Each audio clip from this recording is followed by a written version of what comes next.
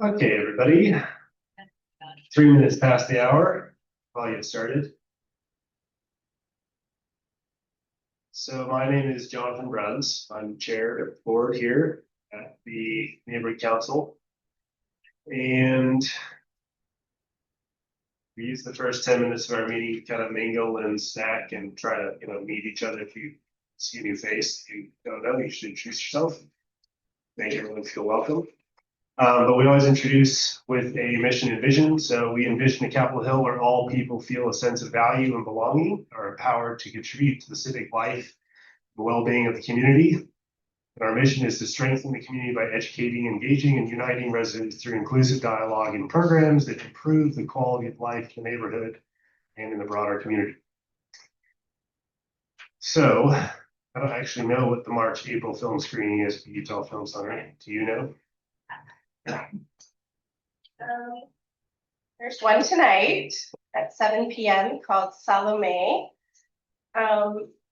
There is also an artist foundry workshop tomorrow night at 5. The art and science of the perfect fit. Predator will be shown on Tuesday, March 24th at 7 p.m. The Utah Filmmakers Showcase Gender Expansive Local Shorts will be on Wednesday, March 25th at 7 p.m. And the Dells, it will be on Wednesday, April 1st at 7 p.m. The Tale of Cillian will be on Wednesday, April 8th at 7 p.m. So these film screenings can be found on the Utah Film Center's website. And yeah, they're all free. So you just need to go and get yourself registered for a ticket, and they'll send you your ticket and you can see these free films. Excellent. And we partner with the Utah Film Center. They are our neighbors. They're really close to this building, and they sometimes let us use our boardroom for meetings. It'd be great.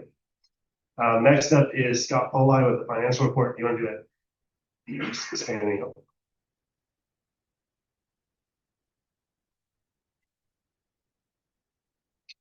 The exciting part of the meeting.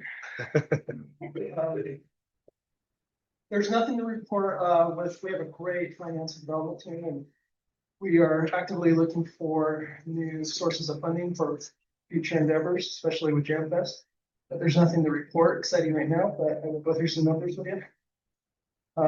Capitol Hill accounts right now stand at primary savings $1,600 or $1,016.17. Money market account $13,256.86. Business checking at $3,357.53. So we're in the black. We're all good. We can move on. Thanks, Scott. Thanks, Scott. And then we're going to move directly to the police department. Director, our Detective Murray Stewart. Thank you, Jonathan. Appreciate it. Hello, everyone. I'm very excited to be here in person this month and look forward to attending this meeting in person or on Zoom. I was able to get some timing conflicts figured out. So very nice to be here and see you all. First, I'll just go over some basic crime statistics, or really how to find our open data on our website, which is slcpd.com. And then once you go, there's a place for our open data, and you go to crime statistics and break it down by community council, which is really helpful for narrowing down the crime statistics specifically in your area. So these you can look up every month, or just when you're curious. And if there is something that you are curious about, please reach out to me. My email is just marie.stewart, and sure, we'll put it out for everyone to have. But I do want to point out one thing. When you are looking at the data, take a look at the number of crimes. So you'll see these red, which means it's an increase, right? So some people might look at this and think, oh no, there's this increase in robbery, but what you see is that there was one robbery. And this is an increase in our 3-year average. So just make sure that, you know, when we see red, sometimes we panic, but break down the numbers and really kind of look and delve into it. If you do have questions or concerns, or maybe there's something close to where you live, please reach out. I'm very open and communicative. I always believe in over communicating rather than under communicating. So here's just a really great tool for you to access every month. Also, we sent out a QR code for our 5-year strategic plan. It's a survey for the community to give feedback on how the police department are doing, how we can improve. And that will give us a lot of data. Hopefully we're getting a good response so that we can write our 5-year strategic plan going forward. Now I'll just open it up. Questions, concerns, if anyone has any for me, and then I'll have Jason Johnson come up.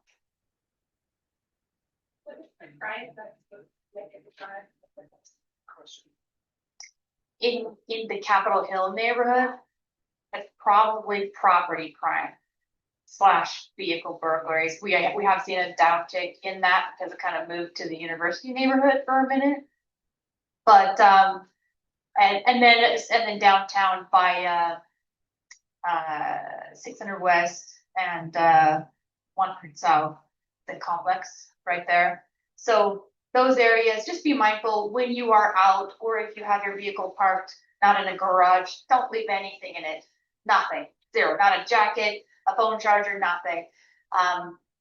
Then people won't smash your window looking for anything. If they don't see anything, they'll just pass you by until they see a bag or something in someone else's vehicle. But yeah, probably the property. This is a good neighborhood. It's a safe area, and we've really focused on our housing first model. We've got a lot of people that were unsheltered housed. I don't know if you've seen a difference the last 2 years. We've really made a difference in helping people get housed off the streets. And so it's, yeah, we've seen a vast movement. Anyone else? Anyone online? Not yet. Okay. So I'll just introduce my colleague, Jason Johnson. He works with our PR unit and our community outreach, and just go over the programs that they have. Hey, thanks. I'm Jason Johnson. I'm the outreach officer for the department. So basically, do 2 things. One is I plan the events. I don't know if you've seen like Pay It Forward.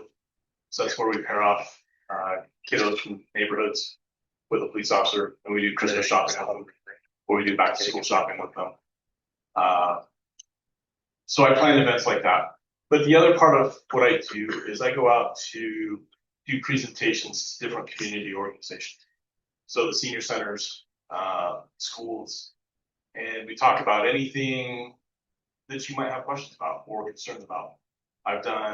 We do presentations on crime prevention, how to avoid being a victim, personal safety. We do presentations on the career within the police department. So if you have questions about jobs within the police department. So if you have an office or somebody at your place of business that you want to have, one of us come out and talk, happy to do that. One of the ones that was one of my favorites that we did was with the gas company. And we went out for a crime prevention discussion with the employees whose sole job it is to go out and turn people's gas off. They have a high likelihood of being victimized in a hole. So they were very interested in what we had to offer as far as some of the information on crime prevention. What I've done is I put my business card on the table. Just go take a picture of it because I only had one left in my pocket. I was very unprepared also for that, but it's there. Go ahead and take a picture of it. So if there's something you guys want to talk about or discuss, if you want to plan something, just shoot me an email and we can see if we can get you on the calendar. Any questions about what outreach is? Yes.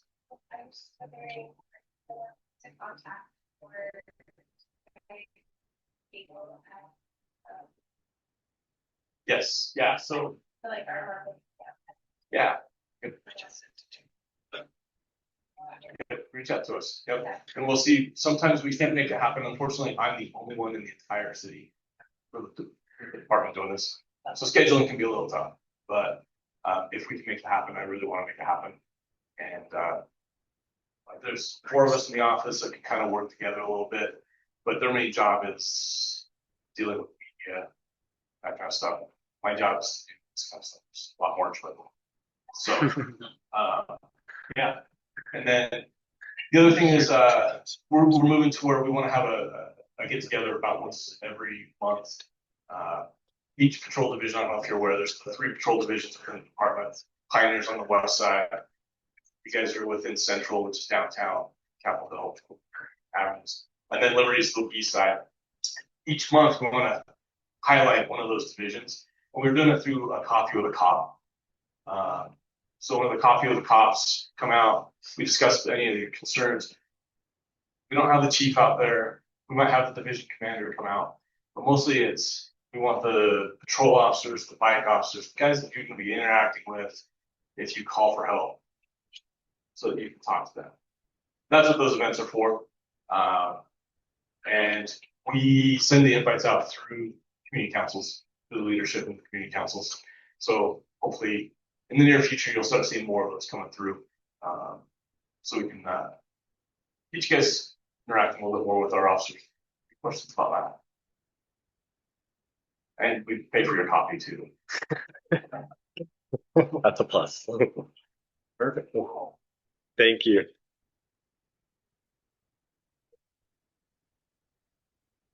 Any other questions for our police department while they're still here? Perfect.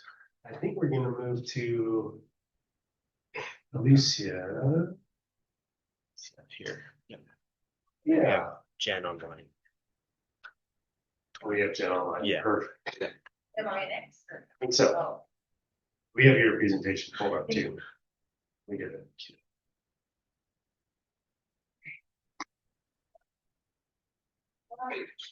Next tab over. Hi, everyone. Oh, sure. Hey. Yep. I should pull up a chair, huh? I'm good at myself. Thanks so much. So we are in budget season, and full disclosure, I'm sure you know this, I am not part of the budget team or the financial department in the city. They want me to relay this information to you all, so you're so you understand the process of how the budget is created, how the mayor proposes the budget, and how you can all participate with input. So if you don't mind, I'm going to sit. Also, if you have any questions or comments, I will write them down and can relay them back to the finance department and or our senior team. And I will come back in April and fill in those questions with more budget related information, because right now I don't have anything to share for the 2027 budget because it's still in work in progress. So yes, it's going to be a 2-part presentation. So welcome to City Budget 101.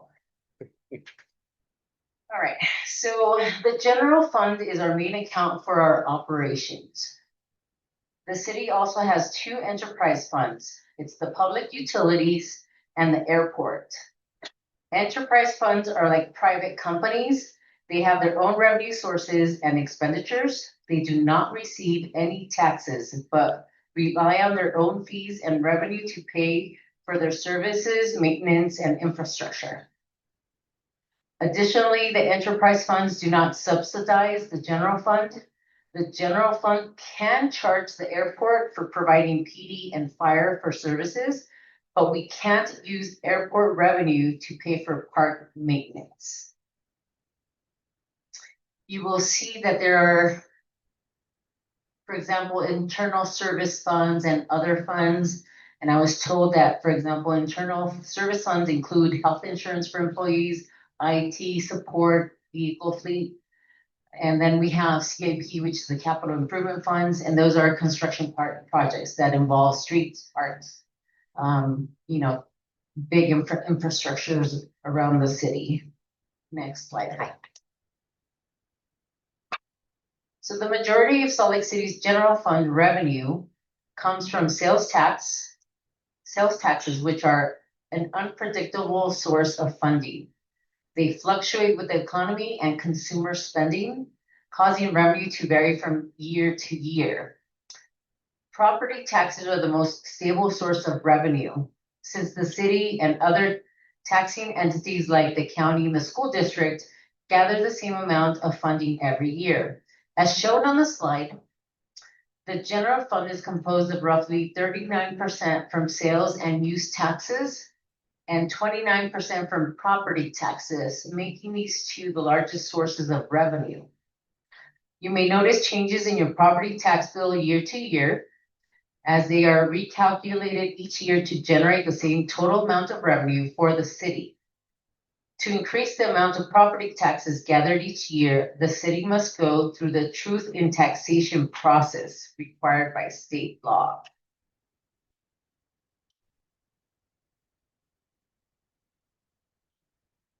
Okay, next slide, please. So when you spend roughly $11.75 in Salt Lake City, you end up paying $1 in sales tax. This is the breakdown of every dollar that is collected in sales tax. Notice that over half of it goes to the state. The city gets 23 cents for every dollar, which means that for every dollar collected, 11 cents supports the general fund, 6 cents is dedicated to funding our future, and 6 cents goes to the Capital City Revitalization Fund for the Downtown Entertainment District. The city does not receive the full amount of sales tax collected because a portion of that revenue goes into a larger state distribution pool and is shared with other cities across Utah that have fewer opportunities to generate sales tax locally. This obviously hurts economic strongholds like Salt Lake City, but helps smaller cities. Next slide.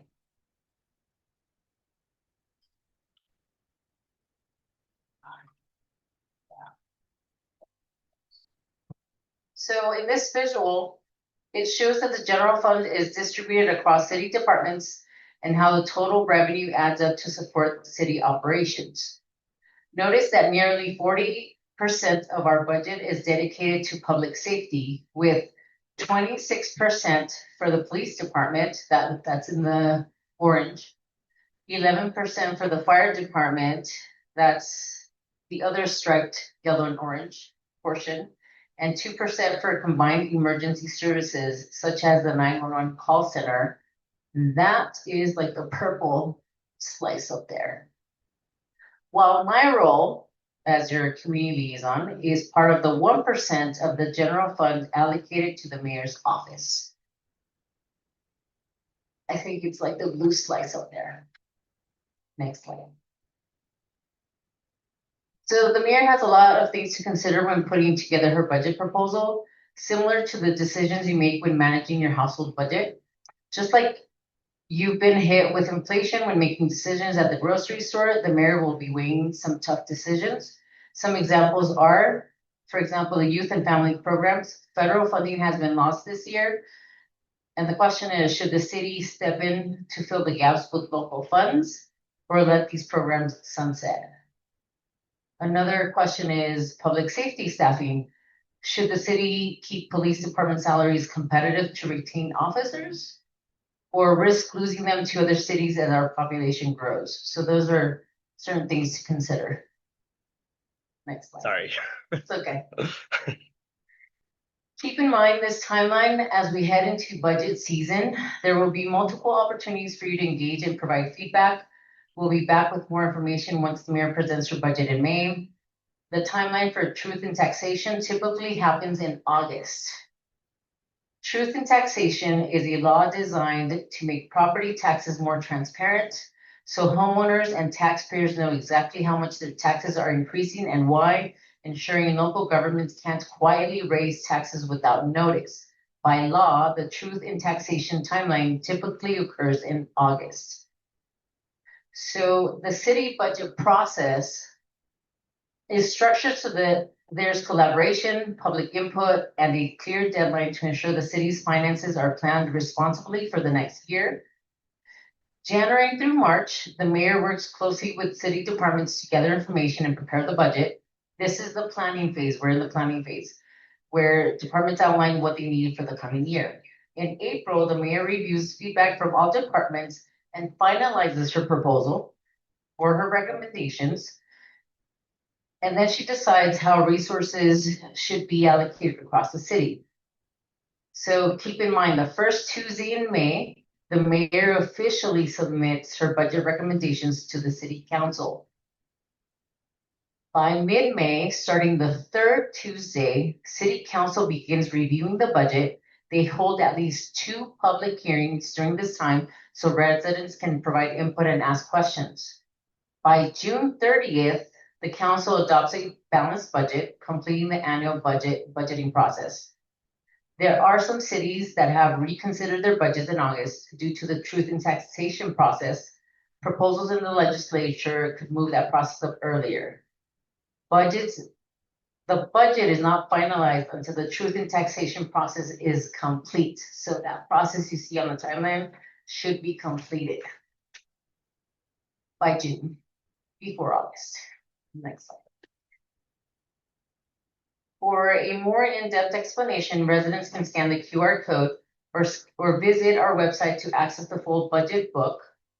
It's about 400 pages.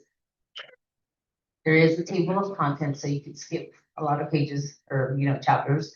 You can also share your priorities for a growing city by sending comments directly to the mayor through the site. And that is it.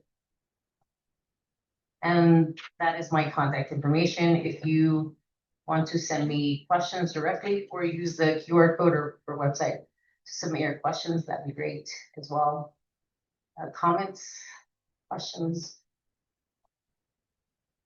That's a lot of info I know you need to process. And you might be experts more than I am. I'm not a homeowner. I do pay taxes.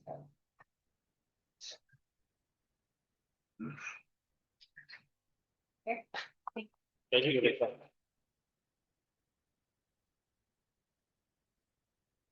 Yeah, thank you so much. And I think we'll be switching to Dan Daily Promo. Yes. Hi, everybody. I hope you're doing well. Can you hear me okay? We are gonna put you on the big screen somehow. Okay. Remember how to do that. We can hear you. Thank you. Great. Well, if it's okay, I am actually I'm serving as proxy for Ashley Anderson. So I'm going to do a quick blurb for Ashley. You may know that last night was caucus night for both the Democratic and Republican parties. And so because of that scheduling conflict, this Salt Lake City School Board changed their board meeting to tonight. So our school board member, Ashley Anderson, is at her meeting for school board today. So I'm just going to read a little blurb for her, and then I'll give you my legislative report. Can you hear me? That was our fault. It's so good. Give me a thumbs up if you can hear me. My goodness. All right, we're gonna do the main screen. All right, try it again. Oh, Can you hear me? Yes, Yes. and we can see you.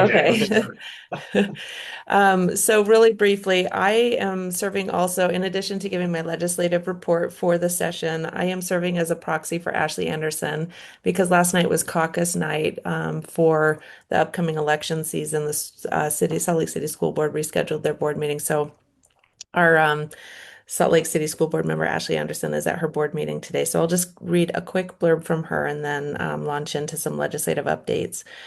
So she says, this morning I joined our superintendent and business administrator to meet with officials from the LDS Church to share our concerns about the proposed road closures impact on schools.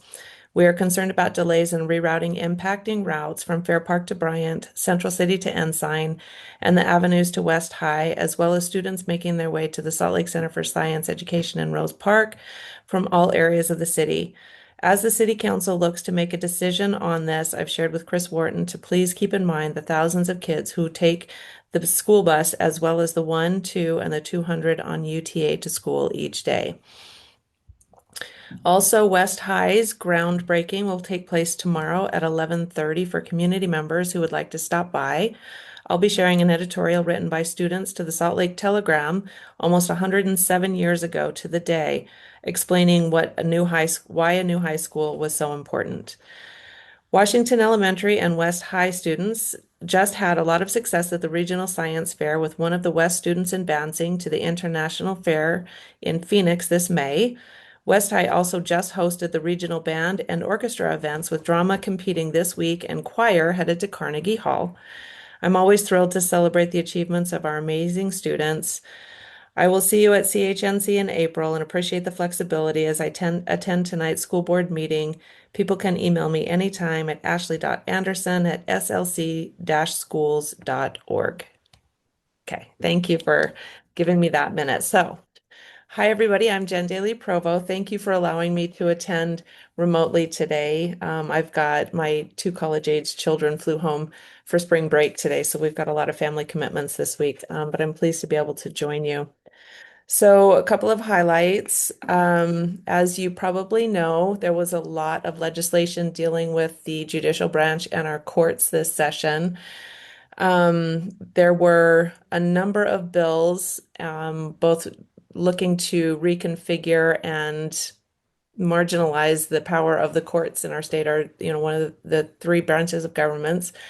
Many of the bills did not pass. There was also a lot of attention on trying to address redistricting, and a lot of the bills that came up with regard to the courts were in response to some heartburn from members of leadership in the legislature over decisions that have been made in the courts about the Prop 4 and our redistricting commission laws that were passed by voters in 2018. Three of the major bills limiting the judicial power actually died, but there was, of course, the bill that's widely understood to be court packing, expanding the Supreme Court from 5 members to 7 members, did pass, and it was signed almost immediately by the governor. So that's a big change that will be coming. In addition to the new Supreme Court justices, though, the legislature did see fit to respond to requests of the court in providing funding for some more judges in the appeals court, which is actually where we needed expansion of the courts that would be better suited to meet the needs of people trying to access justice through the court system. So there was some not great moves, but then that was one bit of silver lining. The immigration battle was front and center during the session this year, with a lot of unsavory attacks on our refugee and immigrant communities. You probably heard about HB 88, was Representative Trevor Lee's bill that originally sought to eliminate access to virtually any and all services by any individual who is not a citizen. That was created a lot of heartburn, not only just because it's mean-spirited, but also because there are a lot of people who legally live here who are not citizens. If they've got residency status or if they're refugees, and are in the process of applying for citizenship.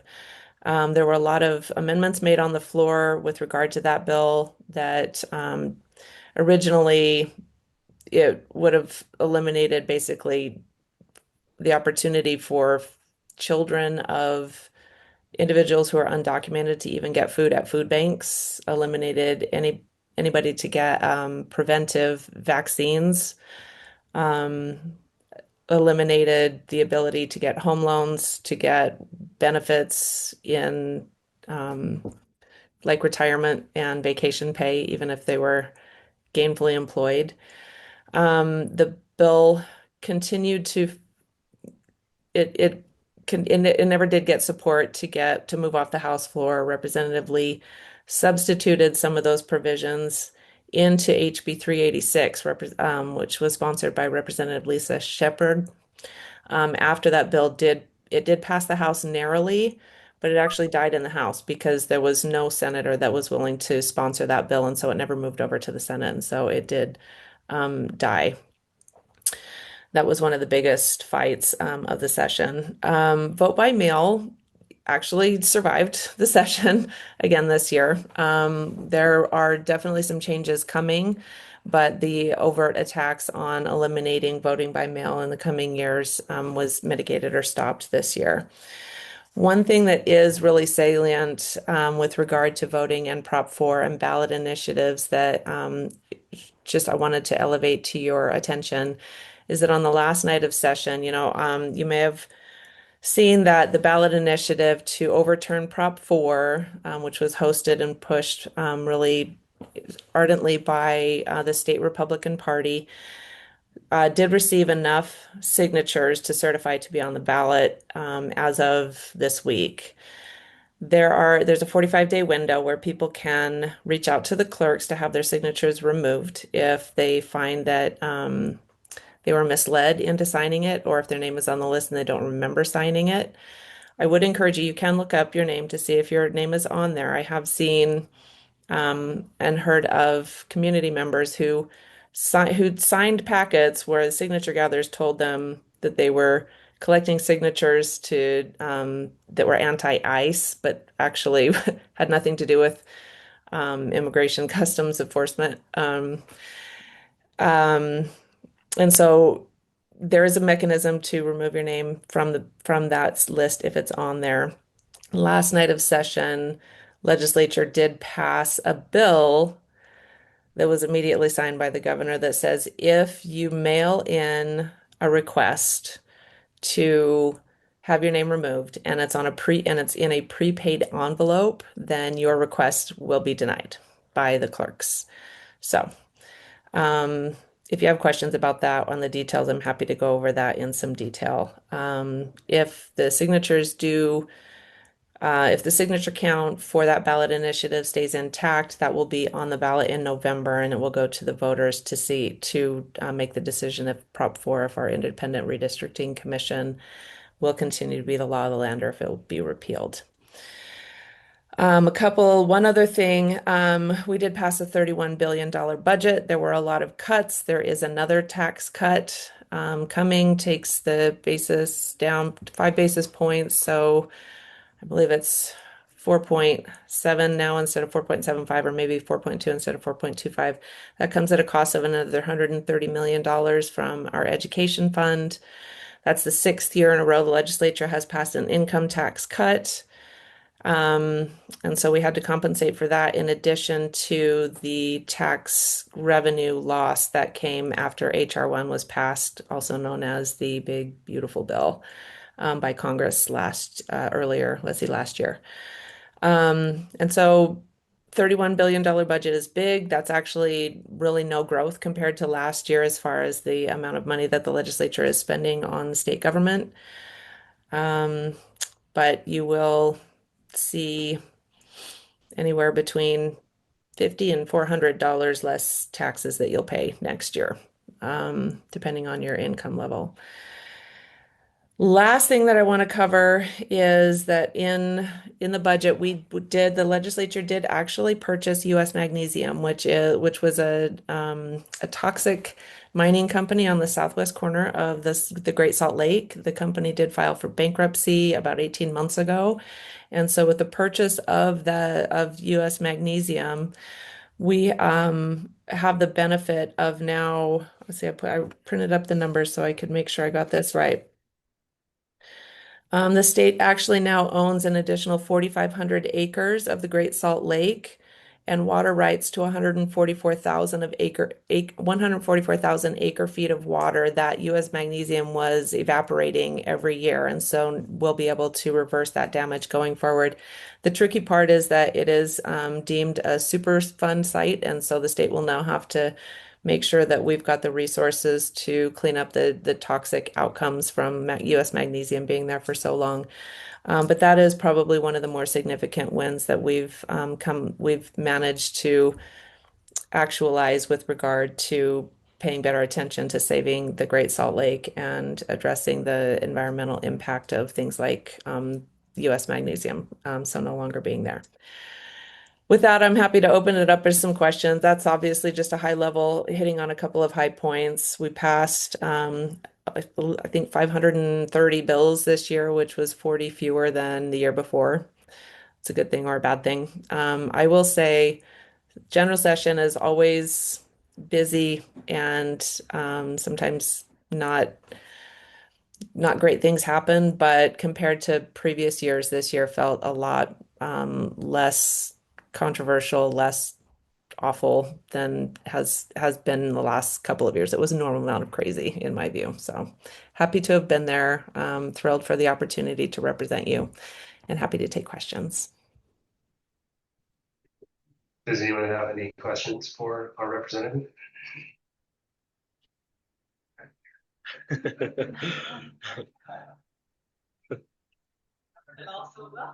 mean, you're very articulate. I can hear you very well, so. Thank you so much for that update.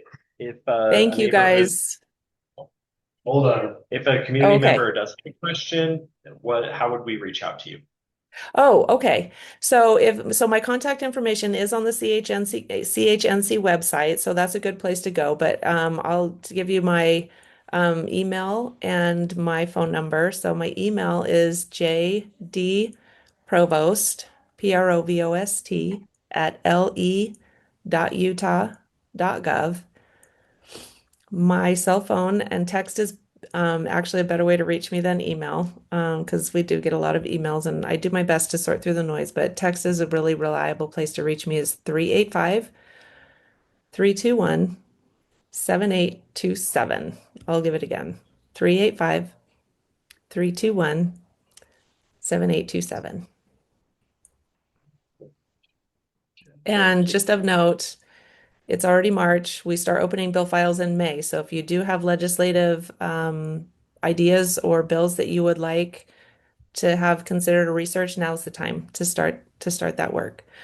I passed 4 great bills that I'm really proud of this year. One of them came directly from a constituent and is a bill that offers yes, I'll put my contact in the chat, that makes sure that continuity of care for mental health care for children in state's custody is maintained. And so that, we do some really amazing things when constituents reach out to say, here's a problem that we think could be fixed legislatively. And so I was really honored to be able to carry that across the line with her. Okay, I look forward to being in touch. You guys have a wonderful week. Thank you so much, Jennifer. Thank We you. really appreciate it. All right, I had misplaced the agenda. Yep. Up next, right? We are on. You can do it. I believe. There we are. There we go. All right, so we have Ashley Anderson's update was at the beginning of Jennifer's update. And the councilman, Chris Warden, is in DC with federal delegation and he was not able to make it here. So I think we are up to special topics. The Beck Street sewer reallocation, are you guys here? Oh, wunderbar.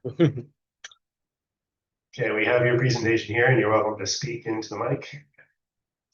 That helps because the Zoom people can hear clearly, even though it's loud for us. Hello, I am Mariah. I'm with the Salt Lake City Department of Public Utilities. Our utilities include water, sewer, stormwater, and street lighting. We have over 650 miles of sanitary sewer pipes and 3 large diameter trunk lines discharging into our treatment plant. On average, we treat about 30 million gallons per day, and on a peak storm event, we can treat up to 75 million gallons per day. We have nearly 50,000 sewer service connections and 40 lift stations. And our first sewer lines were installed prior to 1889. We have operations and maintenance crews that regularly clean and inspect our sewer lines. So I oversee the capital improvement program for the sewer collection system. Our main function is to rehabilitate, replace, and upsize our existing infrastructure. So today we're talking about one of our capital improvement projects, which would be the Beck Street Trunk Line Rehabilitation Project, which is going to span from 800 North to 1800 North. The pipe diameters are 48 and 64 inches in diameter. The Beck Street trunk line is our oldest trunk line. It was originally constructed prior to 1893. It's made of brick and concrete. And in 2020, we completed a condition assessment where we identified an immediate need for rehabilitation. So our design engineer is Consor and our contractor is In Situ Form. And I'm going to pass it over to Christian, our project manager, to explain the rest of the project. Thank you for the introduction, Mariah. My name is Christian Madsen. I'm a project manager for Salt Lake Department of Public Utilities. I work on Mariah's team, and as she said, we manage sewer collections projects. So our goal is to make sure that what you flush down makes it to the sewage treatment facility where it can be safely processed. And as part of that goal, we are rehabilitating a massive sewer line under Beck Street. As Mariah stated, it was built in the 1890s. We typically expect 50-year lifespans for pipes. We have been monitoring this one, so it is safe, but it has well outlived its expected life. And it's time for some rehab. So we will be accomplishing this in multiple phases. Currently, we have started setting up bypass. The bypass is what keeps the sewer out of the part of the line that we need to replace. So the sewer still has to go downstream, still has to make it to the facility. So we've begun setting that up. That should take about a month. After that, we can start with the actual rehabilitation and replacement of the pipe. Those will start simultaneously, probably in April and May. The lining portion will take about a month. That'll be around the clock work to get thousands of feet of this sewer line. And I'll go into the lining process a little more in a bit. And at the same time, we will begin excavation replacement. So traditional, we're going to dig up the earth and replace the sewer pipe and various manholes. That's a little bit of a longer process, and that will be going from April to about August. Then once the pipe is lined and certain sections replaced, we can let the sewer flow back through. We'll remove the bypass pumping pipes, and we'll restore everything to the way it was before we intruded in your neighborhood. Next slide, please. Oh, cool, perfect. So a little more on the bypass system. So these will be pipes above the ground. They will be coned off. We will be going under certain driveways. There may be minor disruptions as they install pipes under driveways, but they will quickly put a temporary asphalt over the top, so everyone should have access to their driveways. Again, through intersections, they'll bury this pipe under there as well. What else did I want to say about bypass? And yeah, then it'll be up for the duration of the project. It'll be safely transporting the sewage downstream. That'll be taken down at the end of the project. On-street parking on certain streets, particularly 800 North and 1500 North, will be limited while bypass is out. Luckily, there's lots of room around Beck Street that we can be off to the side of the sidewalk, and we shouldn't be interrupting traffic or pedestrian traffic much through Beck Street area. Next slide. So once the bypass is up, we can begin the lining. The lining is a really cool process that allows us to essentially extend the life of the pipe another 50 years, hopefully another 100 years, without having to excavate or disturb the ground above the pipe. We essentially inflate a tube through the existing sewer pipe, expand it so that it makes contact with the walls of the pipe, and it's filled with an epoxy, and then we cure it so that it hardens. It's a really non-invasive process. It's a great way to rehabilitate our pipe. It's a lot cheaper than other methods, it's a lot faster, and it gives really good product at the end. This process will take about a month. And because we're doing such a large pipe and in long sections, they do need to work 24/7 to get the pipe all in there, to inflate it, and then we need to cure it. We need to keep it at a certain temperature. So I think those happen about 5-day stretches. They'll be around the clock work. It shouldn't be much active work. Everything that's happening should be happening below the ground. So we'll minimize disruptions as much as we can. And then they'll move on to the next section after 5 days. Next slide, please. So concurrently with that lining happening, they will be digging up and replacing some manholes and then a 1,500-foot section on Beck Street. This is actually a picture of the original Beck Street line that was installed in the 1890s. So you can see it's a lot different. There's 15 to 20 feet of earth above that now, and Beck Street. But this is them installing this initial line in the 1890s. So the section we need to replace, we will be digging up around the median of Beck Street. We will do our best to minimize traffic interruptions, and we will maintain 2 lanes of traffic in each direction. Hopefully that doesn't cause too many backups. The traffic plans that they've developed, they will change as they're moving through this excavation period. And we will do our best to keep the community updated on those traffic changes before they happen. We'll have a link to a website at the end, but we'll try to keep our project website updated with any changes that we have. And then once that excavation is completed and the new pipe is in, and we've lined, then we will get that pipe back online, let the sewer flow back through it, tear down, repair everything, and get out of there. Next slide, please. There we go. So I've already covered most of these. I just wanted to kind of summarize the expected disruptions. They will be going by typical work hours most of the time, Monday through Friday, 7 a.m. to 5 p.m. Again, with the CIPP lining, they will be working around the clock. Traffic impacts. This will start mid-April sporadically, where they're digging up manholes or where we're installing this bypass. And then once they begin their primary work on Beck Street, again, there will be 2 lanes of traffic open in each direction for sure. But that traffic plan will be changing. We'll keep you updated. Service interruptions. We are not planning on interrupting service.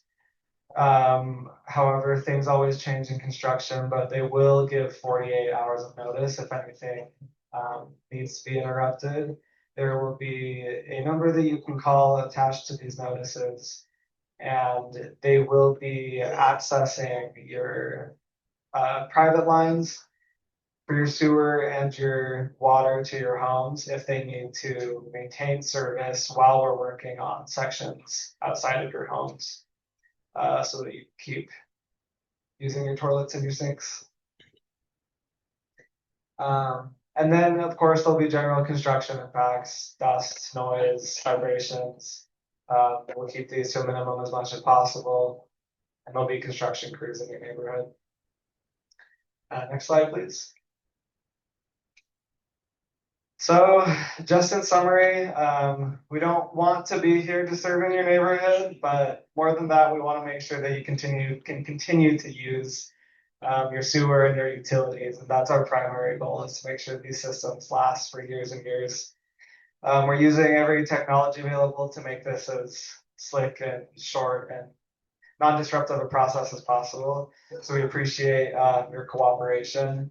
But we do have plenty of contact info. This is a QR code that links to our project site.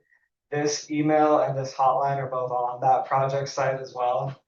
If you have any concerns as construction is ongoing, please feel free to reach out. Mariah and I both get emails from this email. Kayla here gets emails from that email, and we'll respond to any questions or concerns as soon as possible. I think that's the end of my presentation. Do we have any questions, comments, concerns? Oh, Yes. you want to? My question is a point of trivia, I suppose. Okay. I hope I can answer you correctly.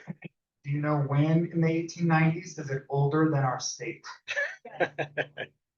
This sewer line is 1893. I heard yes. Yeah, so I heard yes. that's our oldest record of it, but the trunk line actually existed in a ditch form, in like the 1850s. Wow. And then in the 1890s, they poured a concrete base inside the ditch and put that brick arch over top of it. Cool. Thank you. That's so cool. State, very historic. Anybody else have questions? Sewer is one of those things that you don't really appreciate it until You you did. You need it. need to deal with it. We are so happy it's here and just undisturbed for the most part. Thank you. Thank you so much.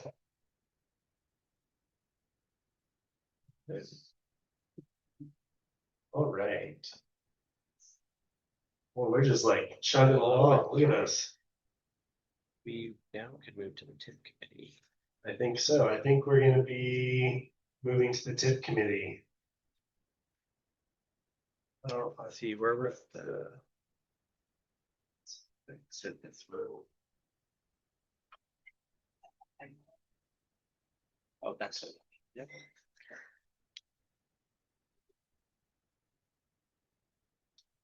oh, I did it. See, I'm sorry. Introduce yourself. All right. I am Samuel too. I am the chair of the Transportation Infrastructure and Planning Committee. I had to put it up there so I could remember what all those things stood for. But it's not traffic, contrary to popular belief. We are concerned about all forms of transportation, not just cars. Great. So the first thing I want to do is give a plug for our committee if you are interested in these issues. Our committee is still accepting new members. So we do meet about once a month to discuss different transportation infrastructure and planning issues in our neighborhood. And we also impact things that come before the neighborhood as a whole on the agenda. So if those issues are interesting to you, or if there are certain topics in there that you want to talk about, even if you just want to show up to one meeting and tell us about your feelings about one or all three of those issues, we'd love to have you. So you can reach out. Sorry, Sam. We're trying to get it onto the Zoom. That is hidden, but it is tip at caphillslc.org. I'm getting a nod. That's right. Awesome. There it is. Oh, it's gone again. Anyway, you can reach out to us via that email. Even if you just have any comments you want to share with us, That's okay. always open to. Okay, well, the Zoom, no, the Zoom just doesn't get to see it. Yes. That's okay. Is it okay? It's because we weren't sharing the screen with the Zoom people. Sorry. Well, if you want to throw that email in there to Zoom people as well. I will. Tip at caphillslc.org. Unless you know how to do it. We can go to the next one. Oh, next time. Got it. Thank you. So there are three, That's a okay. minimum of three, current public input opportunities that intersect with transportation infrastructure planning. You've probably heard about all three of these already because we have talked about them at prior meetings, and you have them on our social media, but I did just want to make sure that you know that you can still give input on these things. So the first one is the Temple Square street closures. So there is a proposal to close some streets around Temple Square, most notably North Temple between West Temple and Main Street, as well as West Temple between North Temple and South Temple, during the Temple Square open house, which is March through October 2027. So the public, it is in front of the city council right now to vote on whether to approve those street closures or not. The public hearing rather has already passed. That was last week. But the city council has not voted on it yet. So if you're interested in providing feedback to your city council member, who is Chris Borton, you can still do that because the city council vote is set for next Tuesday, March 24th. So if you have any feelings on that you haven't been able to express, Chris, I'm sure would be more than happy to talk with you. That QR code will take you to the project website, which is on the city's website, and you can also find Chris's information somewhere on there. I'm sure if you go in the search bar, you can find him, but on the city council page. So that's the Temple Square street closures. Second thing is expanding housing options. We did a whole presentation on this last month. If you go to that QR code, you can find lots of fun information about what it is. But essentially it is trying to expand opportunities for property owners to be able to use portions of their property for additional housing. Probably as simple as I can say it, but it does deal with residential properties, like kind of your standard single family home properties, allowing more homes to be built on there, as well as different types of homes. I would go there to find all the technical information about that if you're interested, read more about it, and you can also provide your feedback through that website that's set up by the city. Also, there are several events on that website if you go there to learn more about what this project, or what this proposal rather is, including an open house on Tuesday, March 31st at the Salt Lake City Main Library downtown. Sometime in the evening, go to the website. I don't remember what time, but it's there. So go there and you can find more information about, again, what's happening, how to comment, and how to learn more at different events coming up. And they do anticipate, so right now it shows on the website that public comment will be accepted through the 31st of March. But the website also indicates that public comment probably will be for several months. So maybe get your comments in sooner rather than later, just in case they change their minds. It only shows until the 31st right now, but hopefully they'll continue receiving feedback on that. I know when Chris Wharton, our council member, talked about it last month, he said that he had some pretty major concerns with it that they're hoping to work through. So I do imagine we'll still have some more time before it actually even gets to a public hearing or voting from the city council, but something to learn about. And then the last one that's most local to us is the Capitol Hill Community Plan update. So this one we've been talking about for a few months now. It is an update to, go to the next slide actually. I have more information as you do. So it is an update to our community plan, which is everything that's like related to these different areas of housing, historic preservation, neighborhood amenities, parks, transportation, just the general plan for our entire neighborhood. And so it is intended, this vision is intended to establish, or this update rather is intended to establish a vision for the Capitol Hill community for the next 15 years. So I will tell you the last plan was published in 2001. So it might be more than 15 years, depending on when the city gets around to updating it again. So this is a really important and great opportunity for us to be involved in what our neighborhood looks like over the next 15 to 20 to 25 years. So you can go to this QR code, which will take you directly to the page, the city's page about this particular update, and a survey that you can complete on that website. And that one does close at the end of this month, so March 31st. The survey, depending on how in-depth you give your answers, can take anywhere from 10 minutes to, if you're me and you write really long answers, it might take you an hour and a half, but you don't have to do that if you don't want to.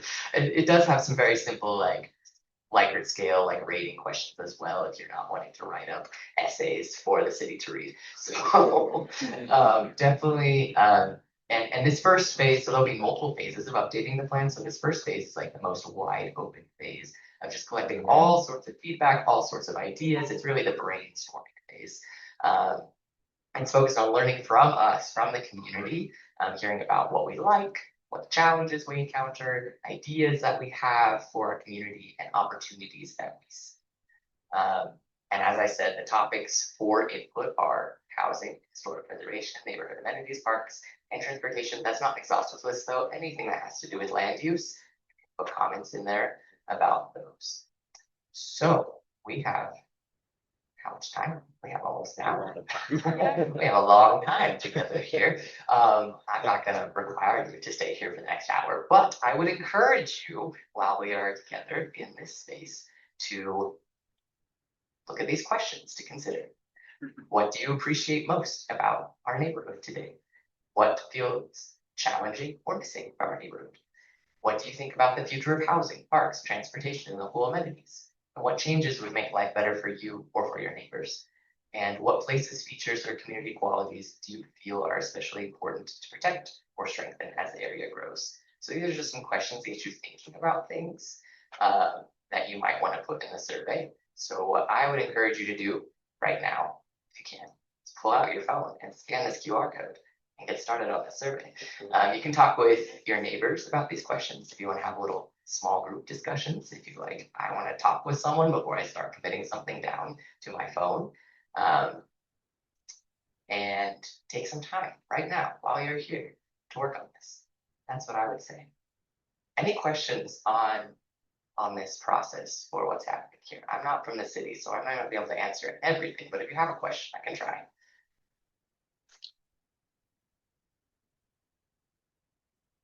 If not, I'm going to turn it over to begin working on this survey for a little bit. I'll let Jonathan set the bounds on that. But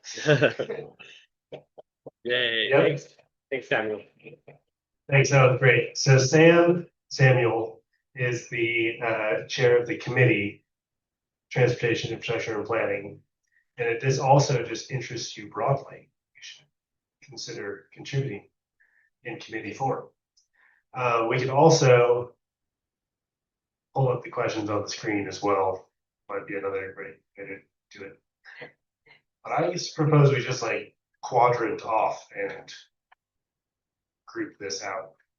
So I think we have extra time. But first, does anyone have any questions about the presentation? Any guidance that you need for the upcoming minutes? yes, Yeah, okay, bring that slide. Oh, yeah. all right. And we'll try to get it broadcasted on Zoom because we definitely just failed miserably to do that at the beginning. So yeah, I'm gonna stop talking in this big microphone. Meet your neighbors, introduce yourselves, and start to talk, please.